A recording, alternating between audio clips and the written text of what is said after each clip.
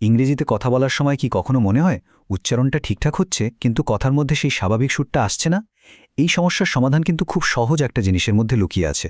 চলুন আজ সেটাই খুঁজে বের করা যাক। অনেকেরই ইংরেজিতে কথা বলার সময় সবকিছু ঠিকঠাক বললেও শুনতে কেমন যেন রোবটের মতো লাগে। একটা স্বাভাবিক ছন্দ বা প্রবাহের অভাব দেখা যায়। এই সমস্যাটা কিন্তু প্রায় সবারই হয়, আর এর সমাধানটা লুকিয়ে আছে খুব সহজ একটা কৌশলের মধ্যে। শুধু ভাবুন, স্ট্রেস ভুল হলে কি সাংঘাতিক ব্যাপার হতে পারে। এই যে স্ক্রিনের শব্দটা দেখছেন, বানান কিন্তু একদম এক, কিন্তু আমি যখন বলছি ডেজার্ট তখন এর মানে হলো মরুভূমি। আবার যেই আমি জোরটা বদলে দিয়ে বললাম ডেজার্ট, অমনি এর মানে হয়ে গেল পরিত্যাগ করা। মানে শুধু জোরটা কোথায় দিচ্ছি তার উপর ভিত্তি করে পুরো অর্থই পাল্টে গেল। কি অদ্ভুত, তাই না? তাহলে এই যে কথায় রোবটের মতো সুর, এর সমাধানটা কি? সমাধানটা হলো ওয়ার্ড স্ট্রেস। হ্যাঁ, এটাই সেই গোপন চাবিকাঠি যা ইংরেজিকে দেবে একটা স্বাভাবিক ছন্দ আর পরিষ্কার অর্থ। আচ্ছা, এই যে আমরা ওয়ার্ড স্ট্রেস করছি, জিনিসটা আসলে কি? খুব সহজ করে বললে, একটা শব্দের কোনো একটা সিলেবল বা অংশে একটু বেশি জোর দিয়ে উচ্চারণ করা। এই যে ছোট্ট একটা বাড়তি জোর, এটাই কিন্তু শব্দের মধ্যে একটা সুর বা রিদম তৈরি করে আর উচ্চারণটাকে একেবারে ঝকঝকে পরিষ্কার করে তোলে।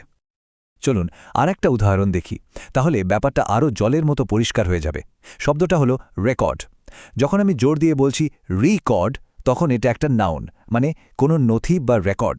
কিন্তু যেই আমি স্ট্রেসটা পাল্টে বললাম রিকর্ড, এটা সাথে সাথে একটা ভার্ব হয়ে গেল, মানে কিছু রেকর্ড করা। ভাবা যায়, শুধু স্ট্রেসের এদিক ওদিক আর শব্দটা নাউন থেকে ভার্ব হয়ে গেল। তাহলে বুঝতেই পারছেন এই ওয়ার্ড স্ট্রেস শেখাটা কেন এত জরুরি। প্রথমত, উচ্চারণ একদম সঠিক হবে।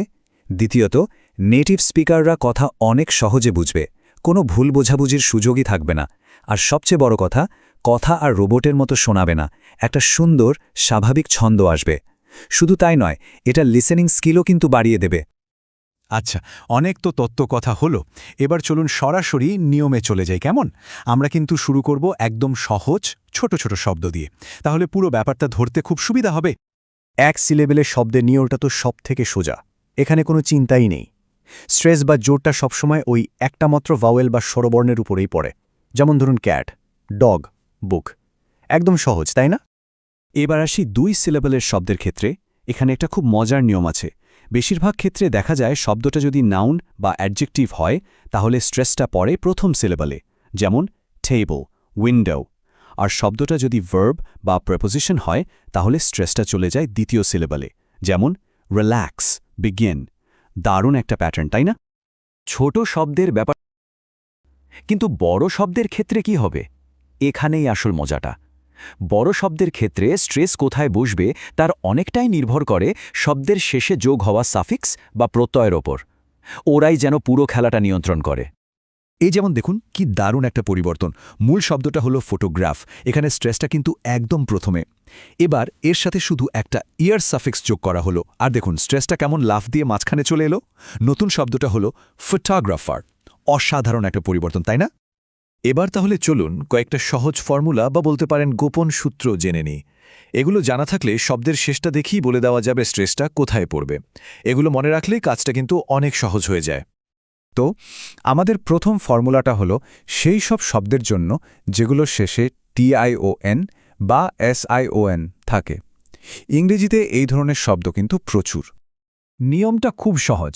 এই শব্দগুলোর ক্ষেত্রে স্ট্রেসটা সবসময় বসবে শেষের ঠিক আগের সিলেবলটায়। খেয়াল করে শুনুন, নেশন, ডিসিশন, ইনফরমেশন। দেখছেন, প্রত্যেকবার স্ট্রেসটা কিন্তু ওই টিআইওএন বা এসআইওএন এর ঠিক আগের অংশেই পড়ছে। আচ্ছা, এবার আসা যাক পরের নিয়মে। যে সব শব্দের শেষে আইসি থাকে তাদের ক্ষেত্রে কি হবে? এদের জন্য কিন্তু একটা খুব সহজ নিয়ম আছে। আগেরটার মতোই এখানেও স্ট্রেসটা বসে শেষের ঠিক আগের সিলেবেলে।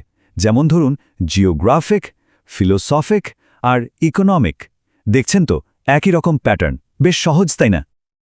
আমাদের শেষ নিয়মটা একটা গ্রুপের জন্য। যে সব শব্দের শেষে সি, টি, ফি বা জি থাকে, তাদের স্ট্রেসেরও একটা নির্দিষ্ট প্যাটার্ন আছে। এই শব্দগুলোর ক্ষেত্রে নিয়মটা একটু আলাদা। এখানে স্ট্রেসটা বসবে শেষ থেকে গুণে 3 নম্বর সিলেবেলে, যেমন ডেমোক্রেসি।